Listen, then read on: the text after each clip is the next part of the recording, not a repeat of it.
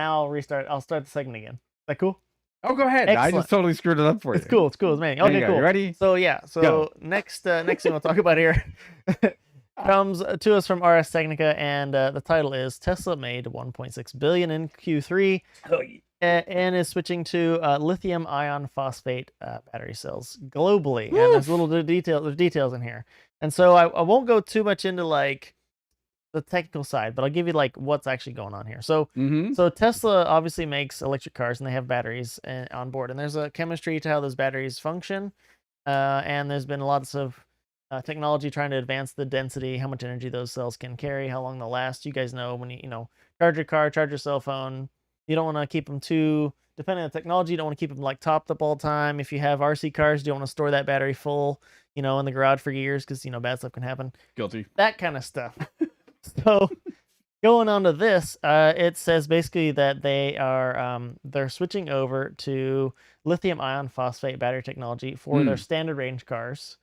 It started off in Shanghai, and it's working its way globally. And the idea there is, and getting down to like, okay, what does it mean for the consumer on the consumer end? Obviously, everybody's thinking, okay, what about range? What about longevity? Some people are probably still interested in like how volatile the battery packs are, like for fires and accidents. So real brief rundown, all that stuff. So the lithium ion phosphate batteries are less volatile than the current cells that Tesla's been using. So in impacts, less likely to catch fire.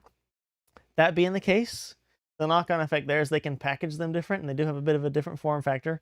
And we have a link. I posted a link down below that actually is an in-depth look at like a battery. In the videos, there's actually people got to go on site and look at the battery. If you're in the technical side, go check that out. It goes through like the actual cell itself. Cool. But so they can package them differently, and they're less likely to less volatile, less likely to catch fire, as I mentioned. So that means they can actually pack more of them in there, and that's good because this chemistry is actually provides less density. So for 1-to-1, the new tech actually is not as energy dense as the previous is what we're currently using. But they're saying basically the long and short of it is they can get more cells into the same pack size, and thus the range will be about the same. So cheaper to make, about the same range, less likely to catch fire. That's a It's gonna last longer. I think I mentioned that either. They're supposed to last longer as well. I don't know if I've said that. So yeah, so what I hear is when it prints money. That's what I hear. Basically. So that was a real quick rundown. I know, but what do you think, man? Exactly what I just said. Okay, because exactly. now I'm gonna go back and I'm looking at Tesla stock again, and they're still up 11.95%. And the thing is, it prints money, and it's a brilliant move, right? Look, someone, and whether it's Musk or not, that makes all these calls is so much further ahead of the curve in the fact that they weren't really hurt by the chip shortages. They made 1.6 billion where other people couldn't even find a way to get cars out of the infields at certain racetracks because they're waiting on chipsets for them. Massive land in the profiteering of Tesla. This is you couldn't think of better strategies, especially sense. Starting from China, right? We're going to look at like the other parts of this, but starting in China where manufacturing costs might be even lower than that, they might have easier access to some of the materials to make these types of batteries. That's a huge win-win for the corporation, I think. Yeah, it just makes sense. Everything you just mentioned, all the facets of lithium ion. The only thing that we didn't look into like specifically is supply. Right. But I know, it still contains lithium. I don't know the ratio of like anode to cathode. I don't know exactly how the packs are made. But I know that there's some of the information in the other video, like I said, posted down below, so check that out. But going along with that, I know that the supply is still probably gonna be supplied by CATL. That's the CATL. It's a company called CATL anyway. But that's a company they've gotten a lot of the supply for previously anyway. And we'll see if these same cells are supplied by them as well. Right. We'll see. We're just trying to figure that out. So the insiders, that's the article that you're talking about that had all the pictures, second one, right? So you got that one up. Yeah, you could see. It talks about actually the cell design. These are prismatic form factor cells. It shows the packs themselves. Got a guy down here actually showing you like pieces of it taken apart. It's a pretty cool thing. Again, if you're into like like how things actually work, a little bit of the engineering side. Yeah, check that out. How it's Take a made. look at it. Yeah. Yeah.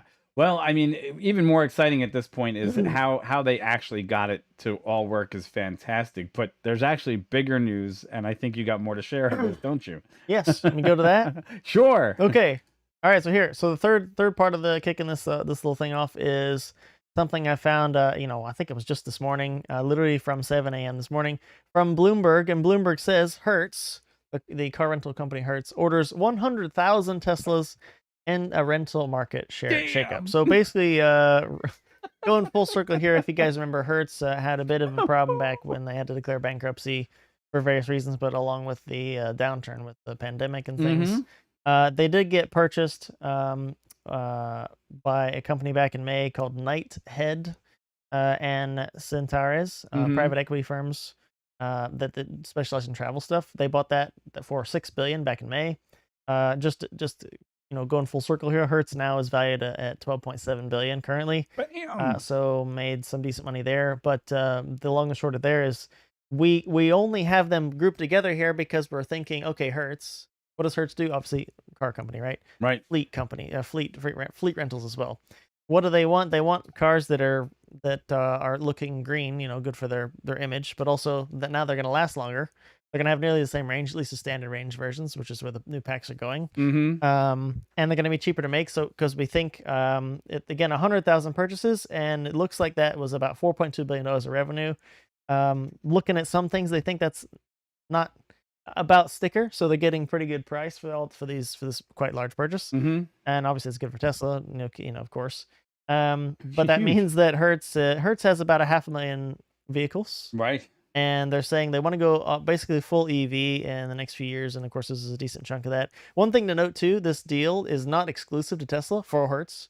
Hertz has the ability to buy EVs from other companies as well. So currently Hertz, has got GM, Ford, Nissan, a lot of their big supplying cars out of there. We'll see if those guys can get in on this with Hertz, and if Hertz is interested to buy on economies of scale.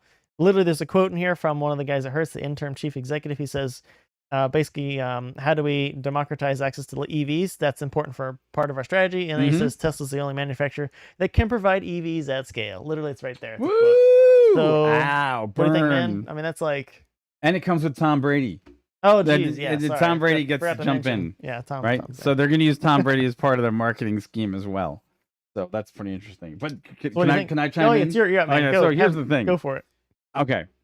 When you talk about really great strategies and aligning your verticals and everything that Tesla has done to probably put this deal into place, and of course their earnings being 1.6 billion in the last Q3. Yeah, Q3. Yeah. I stagger over that because Corey and I are sitting here before we go on the show and we go, so how much wealthier is Elon Musk today than he was just yesterday? And we're trying to figure out that he's probably another I don't know, probably $30 billion more. Yeah, I don't know what he could be $30 billion richer than he was the other day, right? So the other part of it is that, look, new battery strategy, which obviously means that if these batteries do make it into fleet cars, which gives them another advantage in the fact that, look, fleet cars usually survive 2 years down the line, then they get sold, right? If that's the case and these batteries do last longer, they're less combustible, and they're in the standard models, which I believe there might be a lot of standard models that's part of this deal.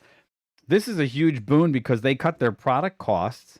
They're selling more product. They're in I can't tell you how huge it is to be in the fleet sales, because fleet sales is if you couldn't sell a car to a customer, okay, over the next 2 years, your bottom line just balloons, because the best part is you've got 100,000 orders to buy right now.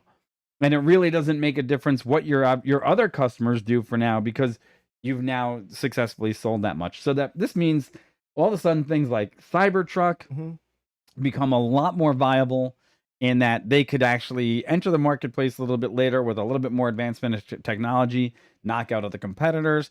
It means that their big rig now suddenly could have funding like you wouldn't believe to suddenly make an impact in other places, which means Tesla's going to continue to do one thing, and that's capitalize. They're going to capitalize on what they've already got.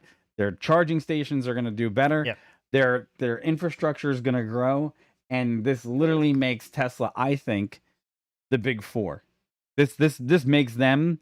They're an American-based auto manufacturer. They're the big fourth now, and they're going to be some other manufacturers now that are probably going to be like, whoops. Yeah, we got to take these guys as seriously as we can now, because while we were busy just getting into the EV market and celebrating the fact that we just sold a bunch of Lyrics, they just dropped 100,000 in freaking Hertz. fleet. Yeah, and then they just dropped 100,000 in fleet sales at Hertz, and that's actually, like, bam. So that last thing is, you mentioned it, but I wanted to emphasize that just before and my part too, was to say, okay, we talk about all these EVs and everybody's apprehensiveness to maybe buy them for their personal vehicle, right? One of them, with Hertz, if you rent a car, you can maybe rent it somewhere and return it somewhere else. I mean, all that kind of thing. But then you say, okay, electric cars, talk about range. It's always about range. They got Tesla superchargers, which they have access to now. Yeah. So literally you get in your Hertz car, right? And it's a Tesla. So if you haven't been in a Tesla, they got the big screen there, and you type in your address and it calculates how you need to get there, the navigation part. Right. But it also takes into account how much battery you have and where you need to charge. And if you need to charge, it'll just route you to a supercharger all along your route. So now that's literally built in to the Hertz car. Yeah. Because when you go to the Hertz and you're like, oh, I'll take a Tesla, long range or a standard range plus or whatever. It changes their boom, you get in and you like pop it in and you're out the door, and you got your charger. Maybe it's all included, right? Right. Your supercharging is just part of your rental. You don't worry about ever filling up gas. Well, that's the thing. It changes their business model a little bit, because remember, you'd go to Hertz sometimes. No, I don't want a GPS. Well, that's the thing. You don't want the GPS. Don't ask me. I have a phone. I have a phone, right? But then the other part of it is, please return it with a half a tank of gas. What are they going to say? I don't know. I mean, what are they going to say? Could you please return it with half a charge? I don't know. I don't know how that works. And if you don't return it with half a charge, we charge you this much per watt. I guess. Okay, so that's another thing. We have to think now too. So when you return a car to Hertz, if it's Tesla, do they have a 240 somewhere on site that's going to be dedicated to charging cars when they inevitably will not come in charged? No. Because they won't. People don't always do that. They're either short on time or they just don't care and they'll rather pay it. Who knows what, right? So, but things that, maybe when you rent a car you hadn't thought of before. These are new things. So there you go. I think it's also going to change the perception that people have of electric vehicles. If suddenly they say, hey, I like to borrow or rent a Tesla when I go to... too. Get your foot kind of wet in the EV market. Yeah. Well, just go rent one from Hertz and see what you like. See what you like it. Well, the other part of it is, look, let's say you come to a place where you're not going to be doing a lot of driving. You're just going to go back and forth from a hotel, which is maybe 7 miles from your destination. You're not going to use any energy. You're not going to do like a long cross-country trip or something like that, unless you're the one that wants to take that for that experience, right? But here's the thing, and you're just going to drive that car for a week, and you're going to put 85 miles on it, and you're going to rent the Tesla. That's actually where EVs shine as well. Just what he's saying is right in that place. Short to mid-range trips at not great speed, not highway speeds. That's where their efficiency is the best. Yeah, there you go. And so it's. And the last thing is, like I said, these things will spend 2 years in the marketplace as a fleet car. Then they're going to get dumped on the market. There's going to be a ton of used Teslas, which might be able to retain their value a little bit better, because you don't have to worry about driveline destruction. We'll see. I don't know. Right? There's a lot of other components in there that won't be as abused, or maybe they'll be totally abused. Who knows? But hey, you know what? What's the fastest car in the world? A rental. What's the liability going to be for autopilot vehicles? Will these cars come with autopilot or not? Because they're going to be new vehicles, so they'll be equipped with hardware 3.0, so the new computer. Right. So will they be software locked so they wouldn't be able to use autopilot? I would imagine that would dilute the experience, and number one. Number two, I'd imagine that there's going to be a clause in the rental of these that says, basically, if you use the autopilot feature, you are, this is on your insurance. Yeah, it should be, but. And if you purchase that, I would imagine that would also be an upcharge of maybe 20% that you're going to use. They can't, unless they rewrite Tesla software, they disable autopilot when you rent it. But you gotta let me. Here's my point. Sorry, go ahead. So now they're basically gonna say at the Hertz counter, would you like to purchase the additional insurance? Because if you'd like to use auto drive, then you have to have 20% over your common carriage on your insurance, just so you know. And now maybe they'll put you in another insurance bracket. I can't imagine them not trying to either make you pay for it because they know the liability, right, or make sure that you know that the liability is there, so that if you use it, you're completely responsible. That's gonna be, another place to highlight the user awareness of autopilot. This is true. Liability, because we know all you gotta do is look at the news, but we've talked about here too. The nomenclature autopilot is not correct. We know it doesn't drive itself, and the whole liability with insurance, that's an ongoing issue, and we haven't figured that out yet. So Gotcha. interesting stuff. Very cool. Got anything else, dude? No, I'm good. Please like, share, subscribe. Thanks so much for helping us out, help the channel grow. It's very much appreciated. Remember to hit that bell down there. Get to hear new stuff either about Tesla or space or aviation, whatever we might be. So thanks so much. Catch you next time. All right.